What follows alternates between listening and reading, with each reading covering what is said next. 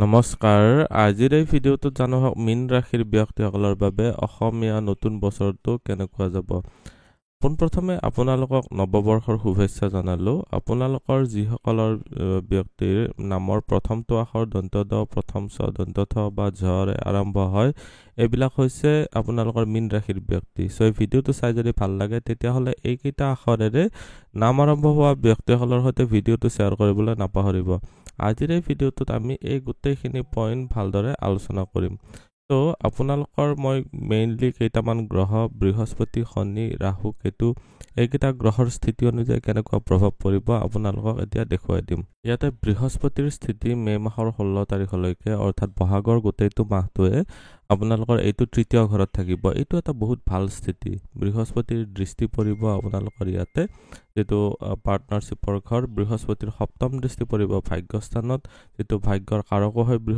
বৃহস্পতিৰ দৃষ্টি পৰিব ইচ্ছাপূৰ্তিৰ ঘৰত ইচ্ছাপূৰ্তিৰ ক্ষেত্ৰতো ভাল দেখা গৈছে পোনপ্ৰথমে বৃহস্পতিৰ স্থিতি যেহেতু আপোনালোকৰ এই পৰাক্ৰমৰ ঘৰত আছে এইখিনি সময়ত নিজৰ পৰাক্ৰম বা সাহস পৰাক্ৰমৰ জৰিয়তে আপোনালোকে নিশ্চয় বেনিফিটেড হ'ব পাৰিব এটা বেনিফিটেড বুলি ক'লে কিমানলৈকে বেনিফিটেড হ'ব আপুনি যাৰ সৈতে সাপোজ ভ্ৰমণ কৰি আছে বা সৰু সুৰা ভ্ৰমণ হগনে ইন্টাৰেকশন হৈ থাকে তেনেকুৱা ক্ষেত্ৰত আপোনালোকে বহুতে ভাল ফল লাভ কৰিব পাৰিব তাৰ পিছত আপোনালোকৰ ইয়াতে মই এতিয়া দেখুৱাই দিম বৃহস্পতিৰ দৃষ্টি বৃহস্পতিৰ পঞ্চম দৃষ্টি পৰি আছে সপ্তম ঘৰটো আমি চাও যে আমাৰ কমিউনিকেশ্যন ৰিলেটেড ঘৰ হয় কমিউনিকেশ্যন ৰিলেটেড ঘৰত বৃহস্পতিৰ দৃষ্টিয়ে আপোনালোকৰ মানে এটো আসলতে কমিউনিকেশ্যন বুলি ক'লেও এক্স্যাক্টলি ভুল হ'ব যে আপোনালোকৰ পাৰ্টনাৰশ্বিপ আসলতে পাৰ্টনাৰশ্বিপত যেটো পাৰ্টনাৰশ্বিপৰ কমিউনিকেশ্যনটো যাতে প্ৰবলেমেটিক নহয় তাৰ কাৰণে বৃহস্পতিৰ দৃষ্টি এটো এটা বহুত আশীৰ্বাদ স্বৰূপ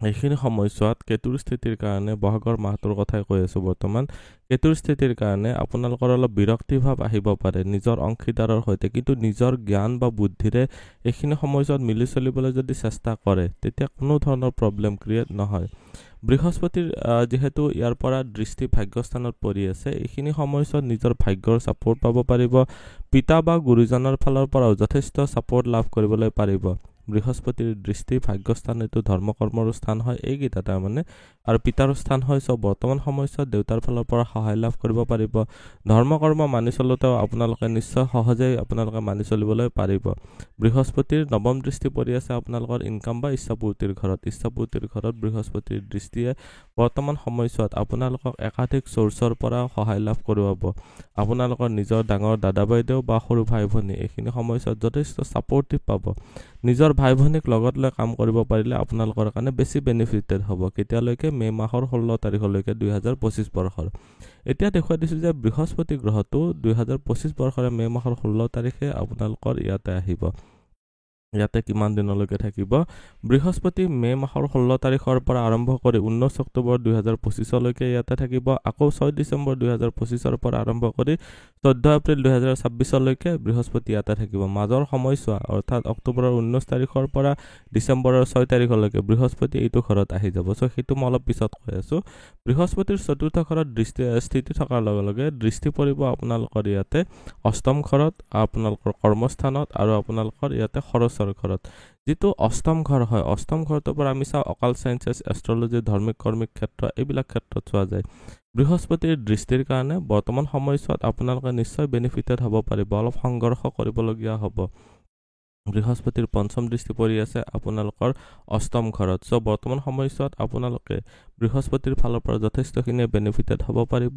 যদিহে আপোনালোকে ধৰ্মিক কৰ্মিক ৰিলেটেড বা শাস্ত্ৰ ৰিলেটেড ষ্টাডিজ কৰি আছে আসলতে জ্যোতিষ শাস্ত্ৰই হওক বা ধৰ্মীয় শাস্ত্ৰই হওক এইখিনি সময়ছোৱাত শাস্ত্ৰ অধ্যয়ন বা গৱেষণাৰ ক্ষেত্ৰত বিশেষকৈ সহায়কাৰক হ'ব কাৰণ বৃহস্পতি ইয়াতে পঢ়া শুনাৰ ঘৰতে বহি আছে চতুৰ্থ ঘৰৰ পৰা আমি কনভেনশনাল এডুকেশ্যন বুলি কওঁ কনভেনশনাল এডুকেশ্যন মানে যেটো সাধাৰণ শিক্ষা অৰ্থাৎ ক্লাস 5 ৰ পৰা ক্লাস 12 লৈকে তো আপোনালোকৰ যেহেতু এইখিনি সময়ছোৱাত মগজুৰ শক্তি এইখিনি সময়ছোৱা মানে আকৌ এবাৰ কৈ দিছো যে 16 মে 2025 ৰ পৰা আৰম্ভ কৰি 19 অক্টোবৰ 2025 লৈকে আকৌ 6 ডিসেম্বৰ 2025 ৰ পৰা আৰম্ভ কৰি আপোনাৰ 14 এপ্ৰিল 2026 লৈকে সো যেহেতু স্মৃতি শক্তি খুব ষ্ট্ৰং থাকিব আপোনালোকে পঢ়া শুনাৰ ক্ষেত্ৰত বহুত ভাল ৰিজাল্ট পাব পাৰিব বৃহস্পতিৰ সপ্তম দৃষ্টি পৰি আছে আপোনালোকৰ কৰ্মস্থানত সো নিজৰ জ্ঞান বুদ্ধি অৰ্হতা ব্যৱহাৰ কৰক নিজে যিখিনি আপুনি শিকিছে বা যিখিনি স্কিলছ ডেভেলপ কৰিছে কাৰণ বৃহস্পতি চাব আপোনালোকৰ ইয়াতে কৰ্মস্থান লগতে লগ্ন বা ৰাশিৰো অধিপতি হয় আপোনালোকৰ কাৰণে বৃহস্পতি এটা অতিশয় বেনিফিক প্লেনেট চ' কৰ্মস্থানৰ মালিকৰ কৰ্মস্থানৰ দৃষ্টিয়ে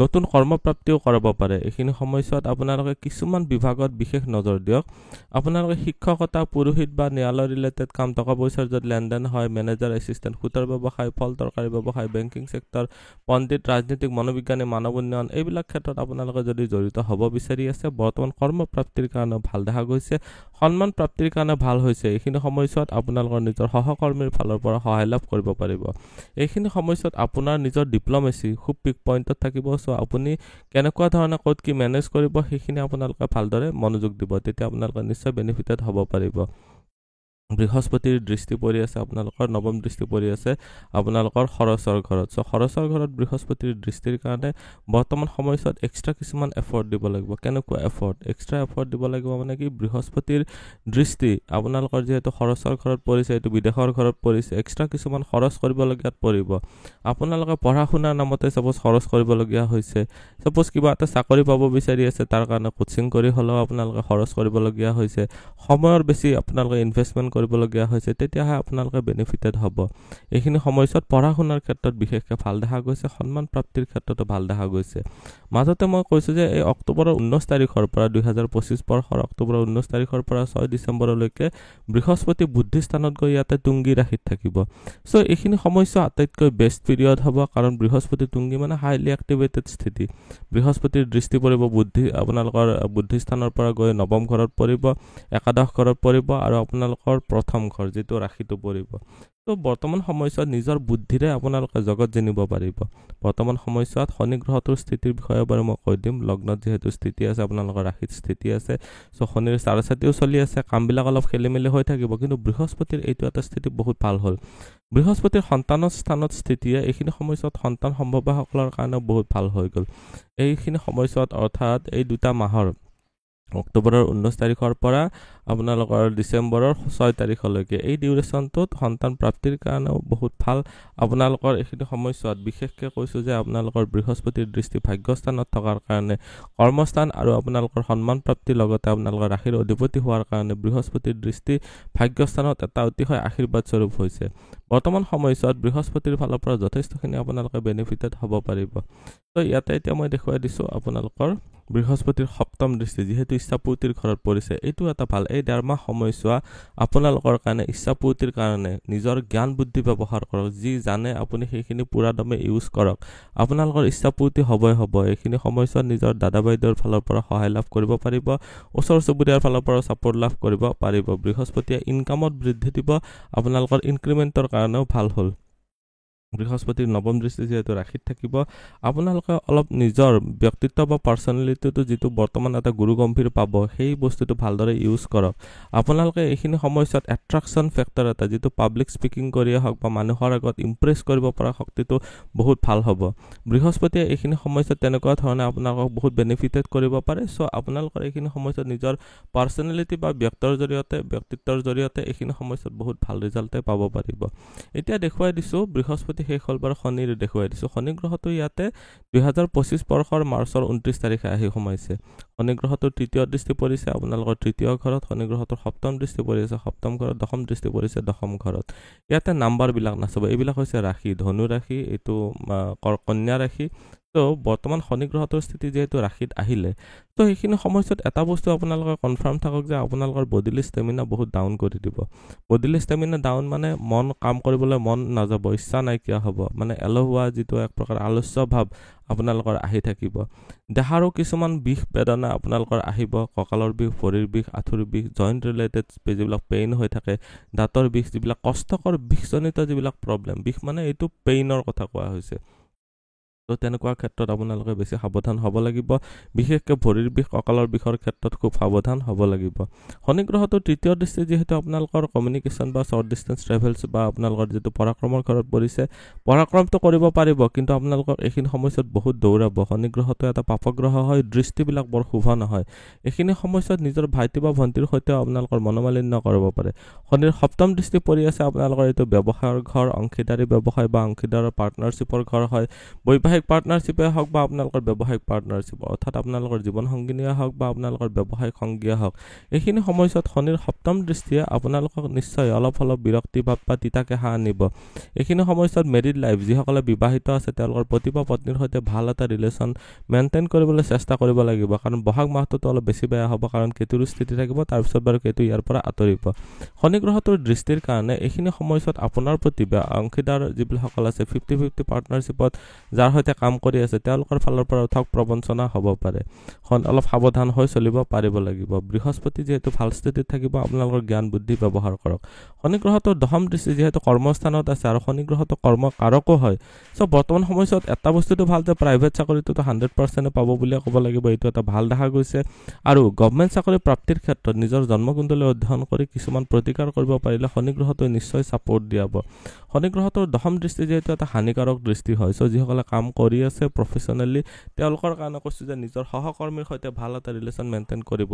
নহ'লে এইখিনি সময়ছোৱাত নিজৰ যিবিলাক কলিগছ আছে, সহকৰ্মী আছে, তেওঁলোকৰ সৈতে মনোমালিন্য হৈ প্ৰব্লেম ক্ৰিয়েট কৰিব পাৰে। এতিয়া আপোনালোকক দেখুৱাই দিম ৰাহু আৰু কেতুৰ স্থিতি। ৰাহু আৰু ইয়াতে আছে আৰু কেতু ইয়াতে আছে মে' মাহৰ 29 তাৰিখলৈকে, 2025 বৰ্ষৰ মে' মাহৰ 29 তাৰিখলৈকে। তো জেঠ মাহৰ মধ্যলৈকে যিহেতু ৰাহু আৰু কেতুৰ স্থিতি এনেকুৱাকৈ আছে, ইহঁতৰ দৃষ্টি পৰিব, ৰাহুৰ দৃষ্টি পৰিব পঞ্চম ঘৰত, ৰাহুৰ নৱম দৃষ্টি পৰিব নৱম ঘৰত, কেতুৰ পঞ্চম দৃষ্টি পৰিব একাদশ ঘৰত, কেতুৰ নৱম দৃষ্টি পৰিব আপোনালোকৰ তৃতীয় ঘৰত। ইয়াতে সপ্তম দৃষ্টিটো ধৰা নাই, কাৰণ অলৰেডি ৰাহুৰ সপ্তমত কেতু আছে, কেতুৰ সপ্তমত ৰাহু আছে। দুটা বেলেগ বেলেগ এণ্টিটি নহয়, দুটা ছেম এণ্টিটি বুলি ধৰক। ৰাহুৰ স্থিতি যিহেতু ৰাশিতে আছে, বছৰটো আৰম্ভণিতে মে' মাহৰ 29 তাৰিখলৈকে, এইখিনি সময়ছোৱাত আপোনালোকৰ মাইণ্ডটো কনফিউজ কৰি ৰাখিব। নিজে ভাল এটা ডিচিশ্যন লওঁতে প্ৰব্লেম হ'ব পাৰে। পাৰিলে ৰূপৰ চেইন বা ৰূপৰ ব্ৰেচলেট বা ৰূপৰ খাৰু, যিকোনো এবিধ ৰূপৰ অলপ হেভি বস্তু অলপ পিন্ধিব। পাৰিলে চেইন বা ব্ৰেচলেট যিবিলাক 10 গ্ৰাম মানৰ ওপৰত থাকে, তেনেকুৱা ধৰণৰ আপোনালোকৰ ৰূপৰ এবিধ অলংকাৰ হয়, গলত নহ'লে বা হাতত পিন্ধিব। এতিয়া ৰাহুৰ দৃষ্টি যিহেতু বুদ্ধিমত্তাৰ স্থানত আছে, ক্ৰিয়েটিভ টেলেণ্টে দেখা দিব। এইখিনি সময়ছোৱাত আপোনালোকৰ ক্ৰিয়েটিভিটিৰ জৰিয়তেও বহুতে বেনিফিটেড হ'ব পাৰিব। ৰাহুৰ দৃষ্টি যিহেতু এইটো সময়ত সন্তানৰ ঘৰত পৰি আছে, এইখিনি সময়ছোৱাত যিসকলৰ ল'ৰা ছোৱালী আছে তেওঁলোকৰ কাৰণে কৈছোঁ যে সন্তানৰ ফালৰ পৰা আপোনালোকে এক্সপেক্টেড ৰিজাল্ট পাওঁতে অলপ প্ৰব্লেম হ'ব পাৰে। আপোনালোকৰ উচ্চ শিক্ষাৰ ক্ষেত্ৰত ভাল ইনফৰমেশ্যন টেকন'লজি বা কমিউনিকেশ্যন ৰিলেটেড যি পঢ়ি আছে বা আপোনালোকে মেডিকেল বিভাগত যদি পঢ়ি আছে, এইখিনি সময়ছোৱা ভাল।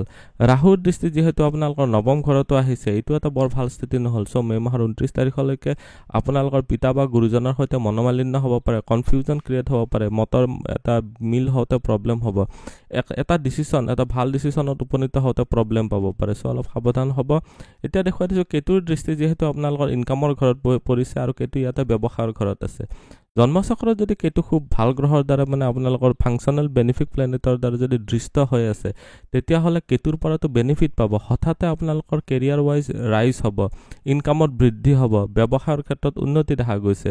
কিন্তু প্ৰব্লেমটো কি হ'ব, যদি আপোনালোকৰ জন্মচক্ৰত কেতু খুবেই অশুভ ঘৰত আছে বা এটা আপোনালোকৰ অশুভ প্লেনেটৰ সৈতে কম্বিনেশ্যন কৰি আছে, তেতিয়াহ'লে আপোনালোকৰ ইনকামৰ ক্ষেত্ৰতো হঠাতে আপোনালোকৰ ছাপ'জ ৰিজাইন দিবলগীয়াত পৰিব পাৰে, হঠাতে আপোনালোকৰ বা ব্যৱসায়ৰ ক্ষেত্ৰত বহুত ডাউন হৈ যাব পাৰে, হঠাতে আপ বা হঠাতে ডাউন ডিপেণ্ড কৰিব আপোনালোকৰ জন্মচক্ৰৰ ওপৰত ভিত্তি কৰি। চ' ইনকামৰ ক্ষেত্ৰত লক্ষ্য ৰাখিব। ইনকামৰ ক্ষেত্ৰত ভাল দেখা গৈছে, কষ্ট নিশ্চয় কৰিব পাৰিব। কেতুৰ নৱম দৃষ্টি পৰি আছে ইয়াতে তৃতীয় ঘৰটোৰ পৰা আমি চাওঁ আমাৰ ভাই ভনী, পৰাক্ৰম, সাহস, পৰাক্ৰম, সৰু সুৰা ভ্ৰমণ, ইনফৰমেশ্যন টেকন'লজি, আপোনালোকে যদি অনাতাঁৰ মাধ্যম বা মিডিয়া বিভাগ যিবিলাক আছে, এইবিলাক ক্ষেত্ৰত চোৱা যায়। এইটো এটা সহোদৰৰ ঘৰ হয়, নিজৰ সৰু ভাই ভনীৰ ক্ষেত্ৰতো চোৱা যায়। চ' বৰ্তমান সময়ছোৱাত বিৰক্তি ভাৱ আহিব পাৰে। আপোনালোকে ছাপ'জ যিয়ে কাম নকৰক কিয়, মনৰ সন্তুষ্টি আহোঁতে অলপ প্ৰব্লেম দেখা গৈছে। মে' মাহৰ 29 তাৰিখৰ পিছত কেতু ইয়াৰ পৰা আহিব আপোনালোকৰ ইয়াতে, অৰ্থাৎ মে' মাহৰ 29 তাৰিখৰ পৰা 2026 14 এপ্ৰিললৈকে কেতু থাকিব ইয়াতে। আকৌ ৰাহু ঠিক একে সময়তে, কাৰণ ৰাহু আৰু কেতু সদায় 180 ডিগ্ৰী এপাৰ্ট থাকে। চ' ৰাহুৱেও মে' মাহৰ 29 তাৰিখৰ পিছৰ পৰা আপোনালোকৰ 2026 চনৰ 14 এপ্ৰিললৈকে এইটো ডিউৰেশ্যনত দ্বাদশ ঘৰত সোমাব। কেতু আহিব ষষ্ঠ ঘৰত। ষষ্ঠ ঘৰত কেতুৰ স্থিতিৰ কাৰণে আপোনালোকৰ দন্তজনিত প্ৰব্লেম আহিব পাৰে, দাঁতৰ অসুখ হ'ব পাৰে, কাৰণ দেখিব যে কেতুৰ দৃষ্টি পৰিব আপোনালোকৰ দশম ঘৰত, কেতুৰ দৃষ্টি পৰিব দ্বিতীয় ঘৰত। চ' মুখমণ্ডলত ঘাঁ বা তেনেকুৱা ধৰণৰ এলাৰ্জিক এক্টিভিটি হ'ব পাৰে। এইখিনি সময়ছোৱাত সাৱধান হ'ব লাগিব। ঘৰুৱা পৰিৱেশটো অলপ ডিষ্টাৰ্ব কৰি ৰাখিব পাৰে। এইটো এটা বৰ এটা ভাল নহ'ল ইয়াতে দৃষ্টিটো। আৰু কেতুৰ ৰোগৰ স্থানত দৃষ্টিৰ কাৰণে আপোনালোকৰ কিছুমান যিবিলাক খাদ্য বস্তু হজম নহয়, সেইবিলাক বস্তু আপোনালোকে এভইড কৰাটোৱে বিশেষ ভাল হ'ব। কেতুৰ দৃষ্টি কৰ্মস্থানত থকাৰ কাৰণে আকৌ কৈছোঁ যে শনিৰো দৃষ্টি আহিছে। চ' আপোনালোকৰ এইখিনি সময়ছোৱাত বিৰক্তি ভাৱ আহিব পাৰে, কাম কৰিবলৈ ইচ্ছা নাযাব পাৰে। এইখিনি সময়ছোৱা মীন ৰাশিৰ ব্যক্তিসকলৰ কাৰণে খুবেই চেলেঞ্জিং হ'বলৈ গৈ আছে। যিসকল কৰ্মৰত আছে তেওঁলোকৰ কাৰণে অলপ বেছি প্ৰব্লেমেটিক দেখা গৈছে। স্কিনৰ প্ৰব্লেম বা ধূলি বালিৰ এলাৰ্জি, পলিউশ্যন ৰিলেটেড প্ৰব্লেম, এইবিলাক আপোনালোকে সাৱধান হ'ব লাগিব। ৰাহুৰ স্থিতি মে' মাহৰ 29 তাৰিখৰ পিছত দ্বাদশ ঘৰত আছে। ইয়াৰ পৰা দৃষ্টি পৰিব চতুৰ্থ ঘৰত, ৰাহুৰ দৃষ্টি পৰিব অষ্টম ঘৰত। ৰাহুৰ পঞ্চম দৃষ্টি আপোনালোকৰ যিহেতু চতুৰ্থ ঘৰত আছে, প্ৰপাৰ্টি ৰিলেটেড ক্লাছ হৈ কিনে আপোনালোকক এক্সট্ৰা খৰচ কৰিব পাৰে। এইখিনি সময়ছোৱাত নিজৰ যান বাহন বা যিবিলাক ঘৰুৱা পৰিৱেশত সুখ ভোগ কৰোঁতে আপোনালোকৰ প্ৰব্লেম হ'ব পাৰে। যিসকল বৈবাহিক জীৱনত আছে, নতুনকৈ বিয়া পাতিছে, তেওঁলোকৰ কাৰণেও ঘূৰা ফুৰাৰ ক্ষেত্ৰত বৰ এটা ভাল নহ'ব। এনে পঢ়া শুনাৰ ক্ষেত্ৰত যিসকলে দূৰত যায় পঢ়ি আছে তেওঁলোকৰ কাৰণে কিন্তু ভাল। যিসকলে ইম্পৰ্ট এক্সপৰ্টৰ বিজনেছ কৰি আছে তেওঁলোকৰ উচ্চ বিলাসৰ জৰিয়তে এইখিনি সময়ছোৱাত নিশ্চয় বেনিফিটেড হ'ব পাৰিব। পঢ়া শুনাৰ ক্ষেত্ৰত কনফিউজন ক্ৰিয়েট হৈ থাকিব, যিটো বহুত জানি বুজিও ভুল কৰি থৈ অহা যায়, এনেকুৱা দেখা গৈছে। চ' সাৱধান হ'ব। বিশেষকৈ আপোনালোকৰ যিসকল সাধাৰণ শিক্ষা আছে, অৰ্থাৎ ক্লাছ 5ৰ পৰা ক্লাছ 12লৈকে যিসকলে পঢ়ি আছে তেওঁলোকৰ কাৰণে কৈছোঁ। ৰাহু বিদেশৰ ঘৰত থাকিলে ঘৰৰ পৰা দূৰত যায় সুনাম প্ৰাপ্তি হয়। যিসকলে ইনফৰমেশ্যন টেকন'লজি বা কম্পিউটাৰ ৰিলেটেড বা ইলেক্ট্ৰনিক্স ৰিলেটেড ক্ষেত্ৰত বা যিবিলাক আমি চকুৰে দেখা নাপাওঁ, ছাপ'জ কমিউনিকেশ্যন হৈ আছে, ৱায়াৰলেছ কমিউনিকেশ্যন বা যিবিলাক ডিজিটেল মিডিয়া মাধ্যমৰ যিসকলে জড়িত হৈ পেলাই বিদেশত আছে, ঘৰৰ পৰা দূৰত আছে, তেওঁলোকৰ কাৰণে খুবেই ভাল। বৰ্তমান সময়ছোৱাত ৰাহুৰ দৃষ্টি মানে মুখ্য ত্ৰিকোণত থকাৰ কাৰণে যিবিলাক আপোনালোকৰ আধ্যাত্মিকতাৰ ক্ষেত্ৰত বৰ এটা ভাল নহ'ল। ৰাহুৰ দৃষ্টি অষ্টম ঘৰত থকাৰ কাৰণে আপোনালোকৰ যদি গৱেষণা কৰি আছে, এইটো ক্ষেত্ৰত ক্ৰিয়েটিভ টেলেণ্টৰ জৰিয়তে নিশ্চয় আপোনালোকক বেনিফিটেড কৰাব। বৰ্তমান সময়ছোৱাত এইটো ক্ষেত্ৰত যথেষ্ট ভালে দেখা গৈছে। নেক্সট আপোনালোকৰ এতিয়া আপোনালোকক কৈ দিছোঁ যে গোটেইটো বছৰ আপোনালোকৰ স্বাস্থ্য, উপাৰ্জন, ধন সঞ্চয়, চৰকাৰী চাকৰি, ব্যৱসায়, ভাগ্য, পিতা, ধৰ্ম, গুৰুজনাৰ ক্ষেত্ৰত কিমানখিনি বেনিফিটেড হ'ব পাৰিব, আপোনালোকৰ প্ৰেম প্ৰসংগ বা বৈবাহিক জীৱনত কেনেকুৱা হ'ব, সাধাৰণ শিক্ষা, উচ্চ শিক্ষা, এই সকলোবিলাক এতিয়া এটা থুলমূলকৈ কৈ দিছোঁ। আপোনালোকৰ এইটো বছৰত এটা বস্তু ভাল দেখা গৈছে যে উপাৰ্জনৰ ঘৰতো বহুত ভাল। উপাৰ্জনৰ ক্ষেত্ৰত 11 বা খৰচৰ ক্ষেত্ৰত এইটো 2 দেখা গৈছে। তাৰ মানে এইটো বছৰত আপোনালোকৰ উপাৰ্জন বহুত ভাল হ'ব, আপোনালোকৰ খৰচ অলপ কম হ'ব আৰু স্থিতি নহ'ব, মানে পইচা জমা কৰিব পাৰিব। ধৰ্মৰ ক্ষেত্ৰত 1, অধৰ্মৰ ক্ষেত্ৰত 5। তাৰমানে আপোনালোকে এইখিনি সময়ত ধৰ্ম কৰ্ম মানি চলিব পাৰিব আৰু অধৰ্মৰ আপোনালোকৰ কিন্তু মানে অলপ বেছি দেখা গৈছে, মানে কোনো ধৰণৰ অনৈতিক কামত আপোনালোকক লিপ্ত কৰিব পাৰে। অলপ সাৱধান হ'ব লাগিব। সুখৰ ক্ষেত্ৰত 4, দুখৰ ক্ষেত্ৰত 6। যিমানখিনি আপোনালোকে মনত মানে সন্তুষ্টি পাব তাৰে তুলনাত অলপ অসন্তুষ্টি অলপ বেছি দেখা গৈছে। আপোনালোকে নিজৰ ফূৰ্তিৰ কাৰণে কি ভাল হয়, আপোনালোকৰ নিজৰ কাৰণে কি ভাল হয়, অলপ প্লেনিঙৰ জৰিয়তে আগবাঢ়িব। আপোনালোকৰ ধৈৰ্য আৰু উন্মত্তৰ ক্ষেত্ৰত চালে ধৈৰ্যৰ ক্ষেত্ৰত 1, উন্মত্তৰ ক্ষেত্ৰত 3 নম্বৰ পালে। ইয়াতে অলপ ধৈৰ্যটো কমি আছে, আপোনালোকৰ অধৈৰ্যটো বাঢ়ি আছে।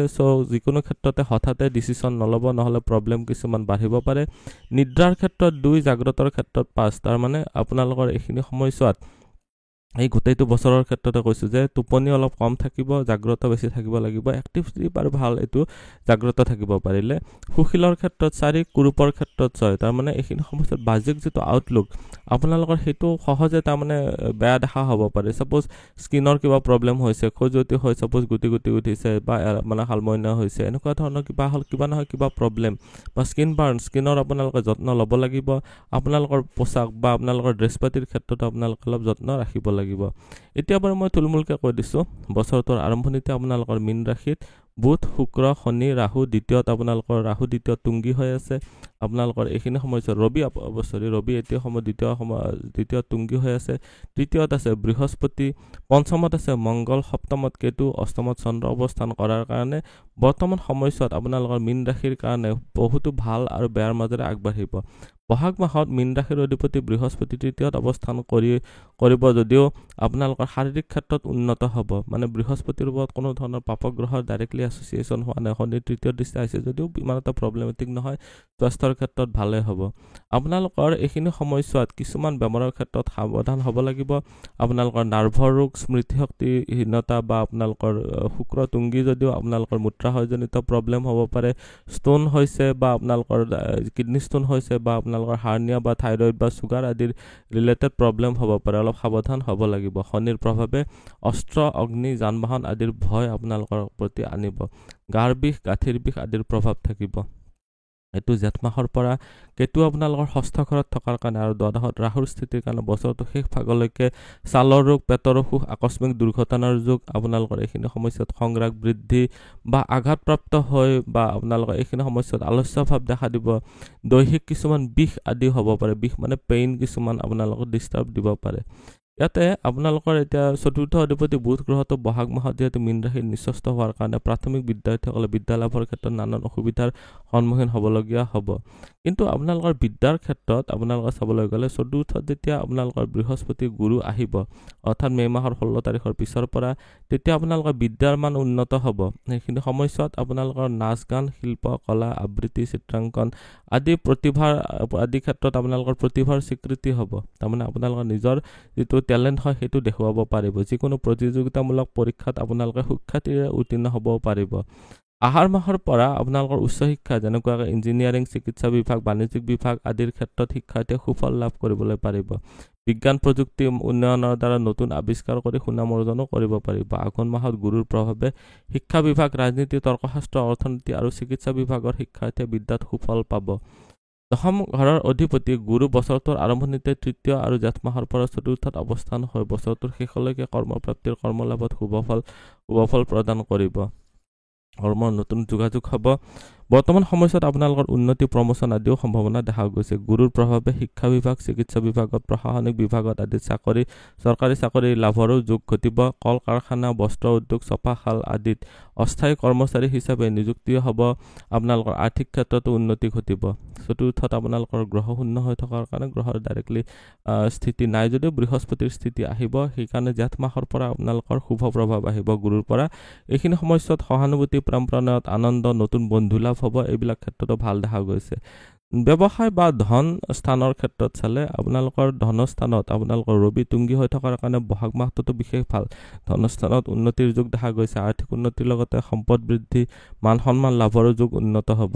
অৱশ্যে আপোনালোকৰ ধনস্থানৰ অধিপতি মংগল গ্ৰহটো বহাগ মাহত যেতিয়া আপোনালোকৰ বহাগ আৰু জেঠ মাহত পঞ্চমত আপোনালোকৰ নিচস্ত হৈ আছে। চ' এইখিনি সময়ছোৱাত আপোনালোকৰ অপ্ৰত্যাশিত কিছুমান খৰচত বৃদ্ধি হ'ব। চোৰ বা ঠগ প্ৰবঞ্চকৰ পৰা এইখিনি সময়ছোৱাত অৰ্থ হানিৰো যোগ চলিব। চ' অলপ সাৱধান হ'ব। আহাৰ মাহত শুক্ৰৰ প্ৰভাৱে অৰ্থ ব্যয় হ'ব যদিও অলংকাৰ বা বস্ত্ৰ ভূষণ লাভৰ আপোনালোকৰ যোগ দেখা গৈছে। চতুৰ্থ অধিপতি বুধ গ্ৰহটোৰ আৰম্ভণি চক্ৰতে মীন ৰাশিত নিচস্ত হৈ অৱস্থান কৰাৰ কাৰণে যৌথ ব্যৱসায়ত লোকচানৰ আপোনালোকে সন্মুখীন হ'বলগীয়াত পৰিব পাৰে। কৰ্মস্থানৰ ক্ষেত্ৰত চালে কৰ্মপ্ৰাপ্তিৰ কাৰণে ভাল হ'ব। বৃহস্পতিৰ পোনপটীয়া দৃষ্টি আছে। মই আকৌ এবাৰ কৈ দিছোঁ টাইম ডিউৰেশ্যনটো মে' মাহৰ 16 তাৰিখৰ পৰা আৰম্ভ কৰি অক্টোবৰৰ 19 তাৰিখলৈকে, আকৌ 6 ডিচেম্বৰৰ পৰা আৰম্ভ কৰি আপোনালোকৰ 2026 চনৰ 14 এপ্ৰিললৈকে। এই ডিউৰেশ্যনটো কৰ্মপ্ৰাপ্তিৰ ক্ষেত্ৰত ভাল হ'ব।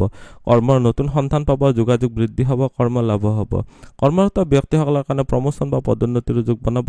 আৰ্থিক উন্নতি, মানসিক উন্নতি, পূৰ্বৰ আশাসমূহ আপোনালোকে এইখিনি সময়ছোৱাত কনফিউজনবিলাক দূৰ কৰি কৰ্মৰ ক্ষেত্ৰতো শত্ৰু নাশ কৰিব পাৰিব। শনি গ্ৰহটো গুৰুৰ ওপৰত শুভ প্ৰভাৱৰ কাৰণে শনি গুৰুৰ শুভ প্ৰভাৱে এইখিনি সময়ছোৱাত আপোনালোকৰ এই বছৰটোত চিকিৎসা বিভাগত, কাৰিকৰী বিভাগত, শিক্ষা বিভাগত শুভ প্ৰভাৱে আপোনালোকৰ বহুত বেছি ভালকৈ আপোনালোকৰ চৰকাৰী চাকৰি প্ৰাপ্তিৰ ক্ষেত্ৰত সহায়ক হ'ব। জেঠ মাহৰ পৰা কেতুৰ গ্ৰহৰ প্ৰভাৱে বিদেশতো কৰ্মপ্ৰাপ্তিৰ কাৰণে ভাল হ'ব। বিদ্যাৰ ক্ষেত্ৰত চালে আপোনালোকৰ জেঠ মাহৰ পৰা গুৰু চতুৰ্থ ঘৰলৈকে যিহেতু যাব, চ' এইখিনি সময়ছোৱাত প্ৰাথমিক বিদ্যাৰ ক্ষেত্ৰত উন্নত হ'ব। এইমাত্ৰ যে ডিউৰেশ্যনটো কৈছিলোঁ সেইটো ডিউৰেশ্যনত বিদ্যা লাভৰো কিছুমান সুপৰিৱেশ পাব। মানসিক উন্নতি, বুদ্ধিৰ বিকাশ ঘটিব। বিদ্যাৰ লগতে নাচ গান, খেল ধেমালি আদিতো সুফল লাভ কৰিবলৈ পাৰিব। আপোনালোকৰ প্ৰেম প্ৰসংগৰ ক্ষেত্ৰত চালে আপোনালোকৰ চতুৰ্থ ঘৰৰ অধিপতি নিচস্ত হোৱাৰ কাৰণে আপোনালোকৰ প্ৰেমৰ স্থানত মংগল গ্ৰহটো বহাগ মাহৰ মাজমানলৈকে আপোনালোকৰ বহাগ জেঠ মাহত যিহেতু আপোনালোকৰ মংগল গ্ৰহটো নিচস্ত হৈ আছে, এইখিনি সময়ছোৱাত প্ৰেম প্ৰণয়ত বাধা, বন্ধু বিচ্ছেদ বা আপোনালোকৰ সংঘাতৰো সন্মুখীন হ'বলগীয়াত পৰিব পাৰে। জেঠ মাহৰ পৰা আপোনালোকৰ চতুৰ্থত গুৰুৰ অৱস্থানে বছৰটোৰ শেষলৈকে জাতক ব্যক্তিৰ নৱবন্ধু লাভ, প্ৰেম প্ৰণয়ত যোগ উন্নত হ'ব। বহাগ মাহত সপ্তম স্থানত কেতুৰ অৱস্থানে বিবাহ প্ৰাৰ্থীৰ বিবাহত আৰু যোগাযোগত বাধা, বিবাহ বিচ্ছেদ, অসবৰ্ণ বিবাহৰ যোগ বা আপোনালোকৰ অসবৰ্ণ এইটো ইণ্টাৰকাষ্ট মেৰিয়েজৰ যোগ বনাব, পতি পত্নীৰ মাজত অৰিয়া-অৰি হ'ব পাৰে, দাম্পত্য কলহ হ'ব পাৰে, কাৰণ শনিৰ দৃষ্টিটো বৰ এটা ভাল নহয়। চ' গোটেইটো বছৰ যিহেতু শনিৰ সপ্তম দৃষ্টি পৰি আছে, সপ্তম ঘৰত অলপ সাৱধান হ'ব লাগিব। আপোনালোকৰ যিসকলৰ বিবাহীয় সম্বন্ধত তাৰমানে বহুত প্ৰেছাৰাইজ হৈ আছে, তেওঁলোকে অলপ সাৱধানে আগবাঢ়িব, নহ'লে সন্মান হানি হ'ব পাৰে বা পাৰিবাৰিক অশান্তিৰো যুগ চলিব। স্বাস্থ্য পাতিৰ ক্ষেত্ৰত চালে আপোনালোকৰ শাৰীৰিক ক্ষেত্ৰত আপোনালোকৰ উন্নত দেখা গৈছে, কাৰণ বৃহস্পতিৰ স্থিতি ভাল আছে, ৰাশিৰ অধিপতি হয়। দেহৰ ৰোগ প্ৰতিৰোধ ক্ষমতা এইখিনি সময়ছোৱাত মজবুত দেখা গৈছে। জেঠ মাহৰ পৰা গুৰু যেতিয়া চতুৰ্থত অৱস্থান কৰিব, তেতিয়া আপোনালোকৰ শাৰীৰিকত উন্নতি হৈ ৰোগ নিৰাময় হ'ব। আহাৰ শাওণ আৰু আপোনালোকৰ আহিন কাতি চ'ত মাহত আপোনালোকৰ মংগল ষষ্ঠ, অষ্টম আৰু দশমত অৱস্থান কৰাৰ কাৰণে যিসকলৰ আপোনালোকৰ মীন ৰাশিৰ ব্যক্তি আছে, তেওঁলোকৰ তেজৰ কমপ্লেইন আহিব পাৰে, আপোনালোকৰ শৌচজনিত কিছুমান প্ৰব্লেম আহিব পাৰে, পিত্তৰোগ বা অস্ত্ৰ অগ্নি যান বাহনৰ ভয়, ৰক্তহীনতাটো ভুগিব পাৰে। চ' অলপ সাৱধান হ'ব। এতিয়া প্ৰতিবিধান কিছুমান কৈছোঁ মীন ৰাশিৰ ব্যক্তিসকলৰ কাৰণে। আপোনালোকৰ শনি, বুধ, ৰাহু, কেতু যিহেতু বছৰটোৰ মাজভাগৰ পৰা আপোনালোকৰ মংগলৰ অশুভ প্ৰভাৱৰ কাৰণে শৰীৰ, মন আৰু কৰ্ম, আৰ্থিক, পাৰিবাৰিক ক্ষেত্ৰত আপোনালোকৰ অশুভ কিছুমান প্ৰভাৱ থাকিব। সেইকাৰণে পাৰিলে আপোনালোকৰ জন্মচক্ৰ অধ্যয়ন কৰি কিছুমানৰ ক্ষেত্ৰত নৱগ্ৰহ পূজা, কিছুমানৰ ক্ষেত্ৰত হোম যজ্ঞ কৰিবলগীয়াত পৰিব পাৰে, নহ'লে বা কিছুমানৰ ক্ষেত্ৰত কিছুমান গছৰ মূল ধাৰণ কৰিব পাৰিলে ভাল হ'ব। কাৰোবাৰ ক্ষেত্ৰত গ্ৰহৰত্ন ধাৰণ কৰিব পাৰিলে ভাল হ'ব। কাৰোবাৰ ক্ষেত্ৰত কবচৰ দ্বাৰা কিছুমান ক্ষেত্ৰত ৰক্ষা পাব লাগিব। আৰম্ভণিৰে পৰা শনিবাৰে আপোনালোকে নিৰামিষ ভোজন কৰি আপোনালোকে শনি মন্দিৰত চাকি জ্বলালে নিশ্চয় সুফল লাভ কৰিব পাৰিব। আজিৰ এই ভিডিঅ'টোত মীন ৰাশিৰ ব্যক্তিসকলৰ বাবে অসমীয়া নতুন বছৰটো কেনেকুৱা যাব গোটেইখিনিয়ে জানিলোঁ। ভিডিঅ'টো চাই কেনেকুৱা লাগিলে কমেণ্টত নিশ্চয় জনাব। আপুনিও যদি আপোনাৰ বিষয়ে জানিব বিচাৰে তেতিয়াহ'লে হোৱাটছএপত কণ্টেক্ট কৰিব পাৰে। ধন্যবাদ। এইটো ভিডিঅ'ত আগবঢ়োৱা জ্ঞানখিনিৰ পৰা যদি আনৰো উপকাৰ হ'ব ভাবে, তেনেহ'লে বন্ধুবৰ্গ, আত্মীয় স্বজন আৰু চিনাকি মানুহৰ সৈতে শ্বেয়াৰো কৰিব। আপোনালোকে নেক্সট ভিডিঅ' কিহৰ ওপৰত চাব বিচাৰে কমেণ্টত জনাব। ধন্যবাদ।